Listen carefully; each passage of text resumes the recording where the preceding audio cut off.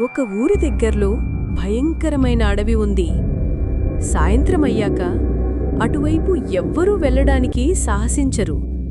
ఆ అడవిలో ఎత్తైన చెట్లు, కదిలే ఆకులు, కొద్దిగా గాలి శబ్దం, దూరంలోని నక్కల అరుపులతో భయం కలిగించే వాతావరణాన్ని సృష్టించాయి. గ్రామస్తులు ఎప్పుడూ పిల్లలకు చెబుతుంటారు, రాత్రి అడవికి వెళ్ళకూడదు, ఎందుకంటే అక్కడ ఏదో విచిత్రమైనది ఉంటుంది. కానీ నలుగురు స్నేహితులు రాజు, మీనా, అరీఫ్, లీలా అది ఏమిటో తెలుసుకోవాలనుకున్నారు. ఒక చిన్న లాంతరు, కొంచెం ఆహారం తీసుకుని ధైర్యంగా అడవిలోకి అడుగుపెట్టారు.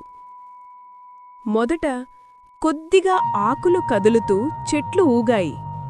కాని లోపలికి వెళ్తూ వారు గమనించనిది ఏమిటంటే, కొద్దిగా మృదువుగా కదిలే నీడలు, జంతువుల శబ్దాలు మరియు అనుమానాస్పద వాతావరణాన్ని వలన వాళ్లు భయపడ్డారు. రాజు ముందుకు వెళ్ళి, ఇక్కడేమీ భయంకరమైనది లేదు అని గట్టిగా చెప్పాడు. కాని కొద్దిగా ముందుకు పోతే లాంతరు కొద్దిగా కంపించిపోగా చెట్ల వెనుక వెండు ప్రకాశించే కళ్ళు కనిపించాయి. ఏమిటది అని మీనా భయంగా అడిగింది. ఆ క్షణంలో తిరిగి వెళ్ళిపో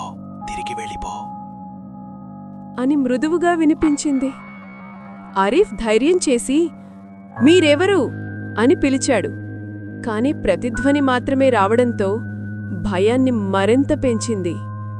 అప్పుడు లీలా పాదం మట్టిలో పడి ఆల్మోస్ట్ పడిపోతుండగా రాజు వెంటనే ఆమెని పట్టుకుని, అంత ఓకేనా అని అడిగాడు. ఆ సమయంలో దూరంలో కొన్ని ఆకుల శబ్దం, కొద్దిగా చీకటి ఆకారాలు కదలడం వారిని భయపెట్టాయి. రాజు కొద్దిగా ధైర్యం తెచ్చుకుని, మనం ఒక పని చేద్దాం అని వెంటనే 2 రాళ్లను కొట్టి స్పార్క్స్ తీసి లాంతర్ వెలిగిస్తారు.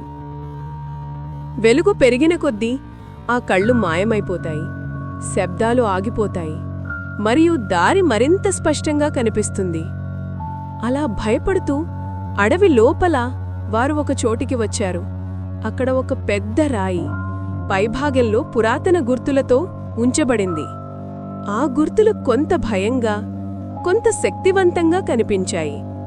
అది చదివి అర్థం చేసుకున్నారు. అక్కడ అడవి రక్షక ఆత్మలు ఉన్నాయి మరియు జాగ్రత్తగా ఉండమని హెచ్చరిస్తున్నాయి. పిల్లలు మళ్లీ భయంగా ఆ రాయి దగ్గర కొంచెం ఆహారం పెట్టారు, నమస్కారం చేసి బయటికి వెళ్లారు.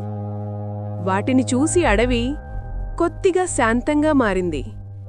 గాలి మృదువుగా వీసింది. వీరంతా కలిసి ఊరికి పరిగెత్తారు. గ్రామానికి చేరి వారు ఈ అనుభవాన్ని అందరికీ చెప్పారు.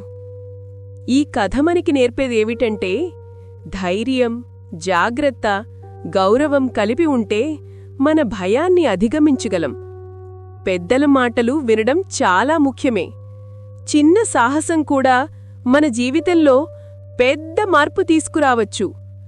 పిల్లలు, ఈ కథ మీకు నచ్చితే దయచేసి షేర్ చేయండి, లైక్ చేయండి, మా ఛానల్ని సబ్స్క్రైబ్ చేయడం మర్చిపోకండి.